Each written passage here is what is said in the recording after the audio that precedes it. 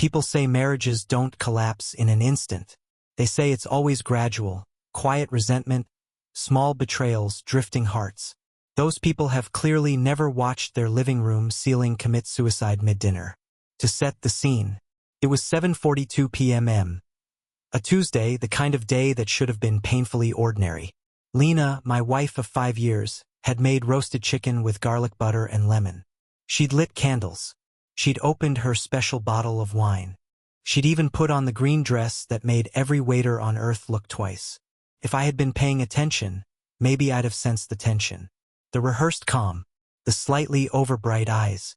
But instead, I was too busy feeling proud that, for once, we were having a peaceful evening.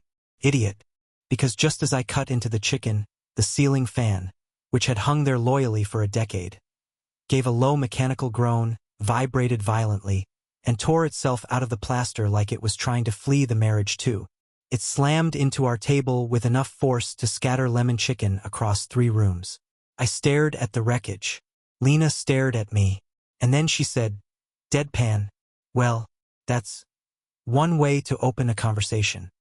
I blinked at her, trying to process the fact that while a 40-pound fan lay embedded in my dinner plate, my wife was speaking like a therapist on mild sedatives. She picked up her wine glass, swirling the Cabernet thoughtfully. "I suppose this is appropriate symbolism." "For what?" I asked. She took a slow sip and exhaled dramatically. "For us." Wonderful. Nothing screams healthy relationship discussion quite like blunt symbolism and a near-death experience. She set down her glass with the serene confidence of someone about to ruin my year. "Elias," she began, "I've developed feelings for someone." The words floated between us like toxic gas. I'd heard sirens less ominous. Before I could respond, she kept going, her tone unsettlingly casual, as if informing me the Wi-Fi password had changed. "He's someone I've been connecting with." Not my favorite verb choice. "And who?" I asked. "Is this great conversationalist you've been connecting with?" She didn't flinch. She didn't hesitate. "Tyler." Pause. "Rivers. My fitness trainer." Fitness trainer. Of course. Because if there's one thing marriage vows fear, it's a man whose pecs have their own zip code. I leaned back, waiting for the punchline, but there was none. Just Lena, shifting in her chair, her eyes flicking to the fallen fan as if grateful for the dramatic support. "We've been talking," she said. "A lot. And I think there's something there. Something real." "Talking," I echoed. Married people code for "we've been flirting aggressively in ways that would violate the Geneva Convention." Her gaze softened like she fully expected me to respond with enlightenment. "I don't want to lose what we have," she said. "I love you, Elias. Truly. But I can't ignore this connection either." "So what?" I said slowly. "Do you want?" She inhaled. And here came the grand finale. "I want an open marriage." I laughed. First quietly, then loudly, then with the full force of a man who's just realized his life has veered off the highway into a philosophical ditch. "You're serious?" I finally managed. She nodded earnestly. "This can work. I've been reading about ethical non-monogamy, and transparency and emotional freedom, and did you also read the part about not blindsiding your spouse during a poultry-based near-death experience?" I asked. She ignored the comment entirely. "I want us to be open, honest, communication-centered. You could see other people too if you want." "Wow," I muttered, "so generous." But Lena wasn't done. Not even close. Because then she dropped the real bomb. "We might have planned a little trip, just a weekend, to see how things feel." "A trip," I repeated. She swallowed. "To the Copper Dunes Resort." Now, Copper Dunes is not a trip. It is a luxury desert palace where influencers take photos pretending to meditate while drinking matcha cocktails that cost more than my monthly car insurance. "You already booked it," I said. Her silence was answer enough. There it was. The truth. She wasn't asking permission. She was informing me. The same way you inform someone their package has been shipped. "Elias," she said, voice softening. I really hoped you'd be understanding, open to this. You're so reasonable. You always are. Reasonable. The word hit me harder than the ceiling fan. She expected me to roll over, to stay calm, to be the stable, logical husband who quietly swallows humiliation like a vitamin. She didn't see me as a partner anymore. She saw me as background stability, a charging dock she could always return to. I stood. She watched me carefully. "Where are you going?" she asked. "To the garage," I said. "To think." Her brows knit together. "You're not angry?" "Angry," I repeated. No. This is fascinating." She hesitated. "Elias, don't do anything impulsive." "Oh, trust me," I said, grabbing my keys. Impulse isn't the problem. Because while Lena went upstairs to pack lingerie for her romantic enlightenment retreat, I was downstairs already building something else. Plan. A calm, methodical, comically inconvenient plan. Revenge? No. Revenge is messy. This would be precision. Because Lena wanted honesty. I would give her honesty. Honesty with a spotlight, and a soundtrack, and a supporting cast. I walked into my workshop, surrounded by tools and materials, and smiled to myself. Some men cry over betrayal. Some bargain. Some break. Not me. I build. And I was about to build a spectacular collapse. With style. You ever have a moment so absurd, so profoundly ridiculous, that your brain decides the only sane reaction is silent, focused plotting? That was me the morning after Fangate. While Lena showered upstairs, humming Mind You, like she hadn't detonated our marriage 12 hours earlier, I was already in my truck, driving across town with a calmness that should have worried psychologists. The city was barely waking up. Sunlight stretched lazily over rooftops like it couldn't be bothered. Streetlights blinked out. The world felt normal. But me, I was entering a new era. The era of controlled chaos. Let me explain something about myself. I renovate homes for a living. I fix things. I build things. And when something in my life breaks beyond repair, I dismantle it neatly, cleanly, with the kind of precision people mistake for emotional stability. First stop, Damon's Tech Emporium.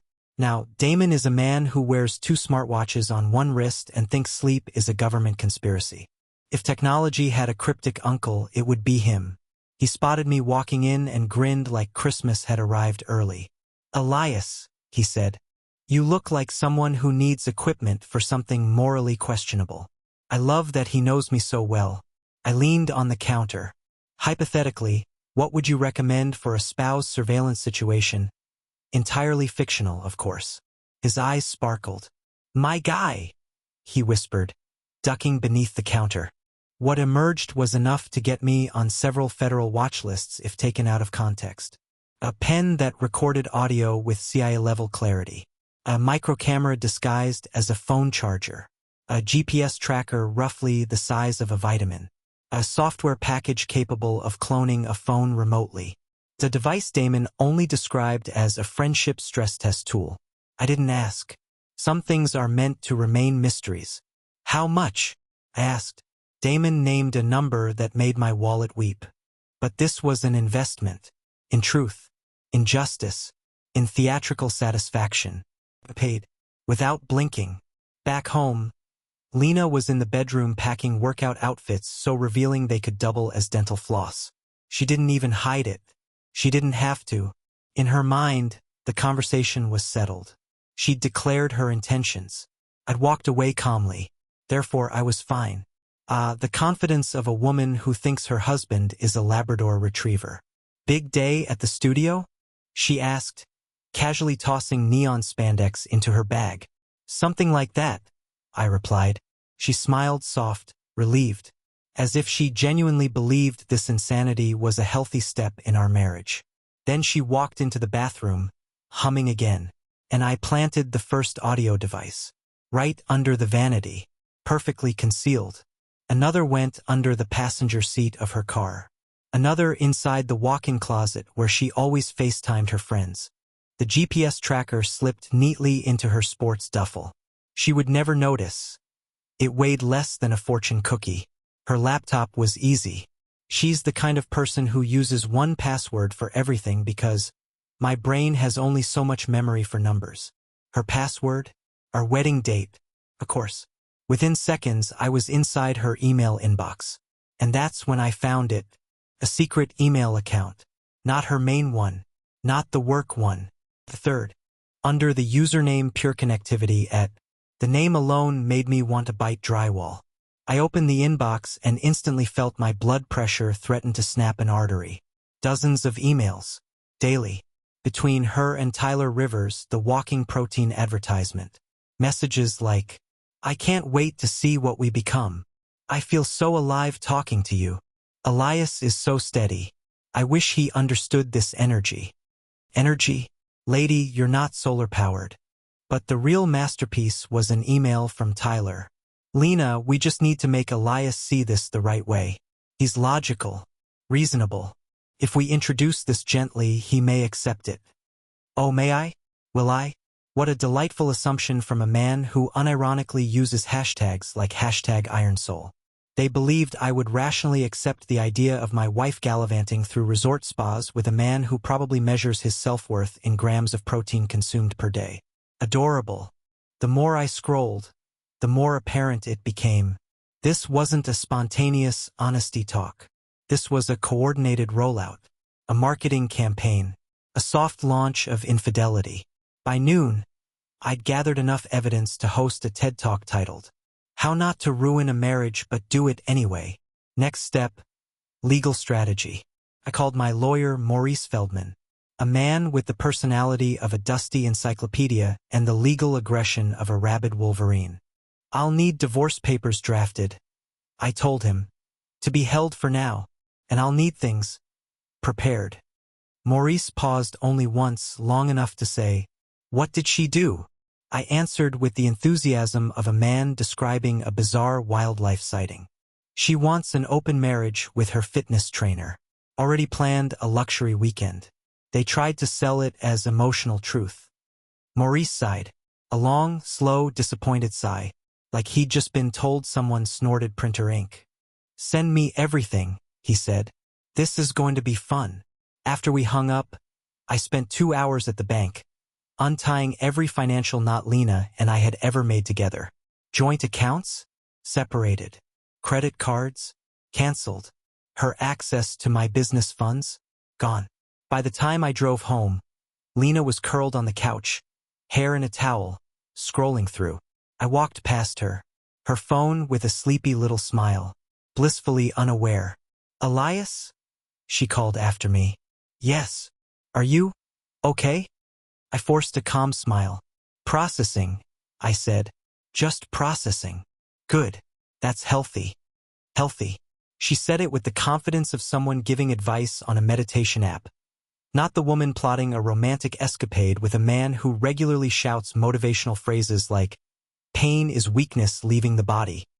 I locked myself in the guest room that night, surrounded by blueprints, devices, screenshots, and a notebook labeled, Operation Courtesy Honesty. Because if Lena wanted openness, I was going to give her the most transparent weekend of her life. Not violent, not cruel, not illegal. Just a weekend engineered so precisely inconvenient, so catastrophically unromantic, so comically cursed, that she would question every life choice that brought her to this moment. And Tyler? He'd learn there's more to me than steady, and a hell of a lot more than reasonable. I went to bed smiling. Tomorrow, the real work would begin. By Friday morning, my plan wasn't just a plan anymore. It was a symphony, the kind with drums, strings, fog machines, and one deranged conductor me. Lena left early for a work meeting, which was adorable, considering she'd packed lingerie so delicate it practically evaporated when touched. Through the GPS tracker in her duffel bag, I watched her dot move across the city toward Tyler's apartment. Classic. Meanwhile, I prepped the house. Not for romance. Not for reconciliation. For closure. New locks installed. Garage code changed. Her Bluetooth access to the security system revoked. Let the Copper Dunes Resort give her comfort, because she sure as hell wasn't coming back to find it here. According to their emails, Tyler planned to pick her up at noon in his car, a white Lexus coupe he leased with the confidence of a man who thinks interest rates are imaginary. I parked down the street, windows rolled low, baseball cap pulled down. Not hiding, just observing.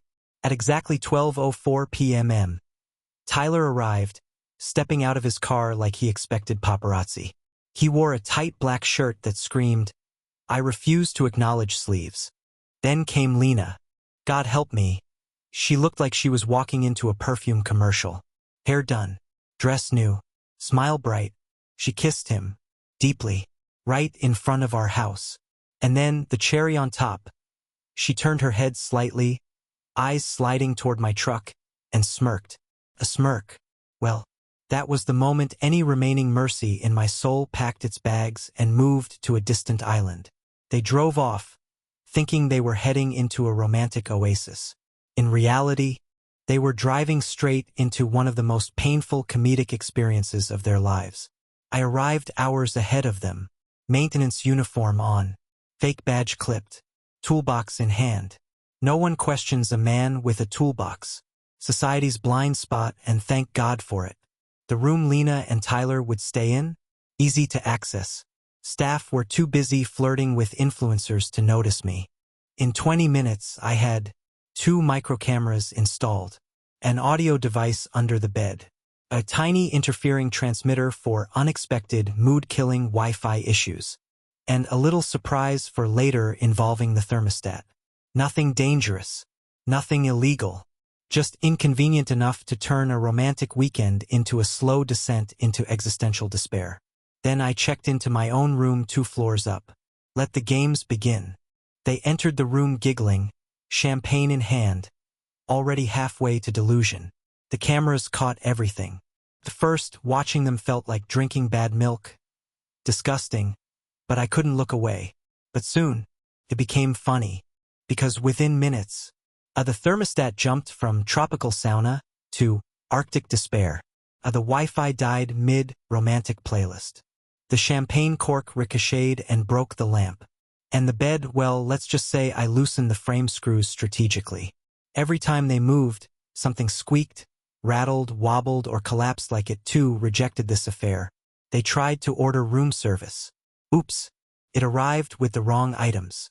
Repeatedly, spicy instead of mild, fish instead of steak, desserts with nuts she was mildly allergic to.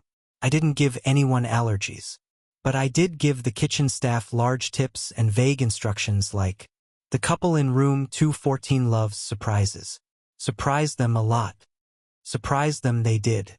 15 minutes later, a singing duo knocked on the door performing a love ballad from her devoted husband. The look on Tyler's face was cinematic. But the real punchline? Lena suspected me. But she had no proof. Just paranoia marinated in guilt. By Saturday morning, the Copper Dunes Resort had become a psychological torture chamber for them. Construction just happened to start right above their room at 6 a.m. The bed frame collapsed fully when Tyler tried to lean in for a kiss. Her expensive lingerie caused her a mysterious itchy reaction, courtesy of a tiny amount of harmless irritation powder. Tyler insisted the universe was testing their love. The universe, in this case, was me. The cameras showed them arguing. This can't be coincidence, she snapped. Everything's going wrong. Maybe it's a sign, Tyler muttered. Yes, Tyler. A sign that both of you are idiots. By evening, they were exhausted, irritated, sweaty, itchy, and furious. Perfect. On the way back, I orchestrated one last masterpiece. Every local radio station within range, every single one, played personalized dedication messages. To Lena, from your loving husband Elias. Thinking of you always. Hope your weekend away was wonderful. Tyler nearly drove off the highway. Finally, they returned Sunday night looking like 2 raccoons who survived a dumpster explosion. I sat in the living room, calm, sipping a beer. Lena walked in. Tyler attempted to follow. I didn't even look at him. One more step, I said, and you will need medical assistance. He froze, retreated. Good boy. Lena's face twisted. Elias, was this all you? Oh, sweetheart, I said. If you think I'd spend my energy ruining your romantic weekend, you vastly underestimate how organized I am. Her mouth opened. No words came out. Also, I added, you might want to clear your schedule tomorrow. Why? You're being served divorce papers at your 2 p.m. class. She turned pale. Tyler is being served too, I continued. His wife sends her regards. His wife, Lena croaked.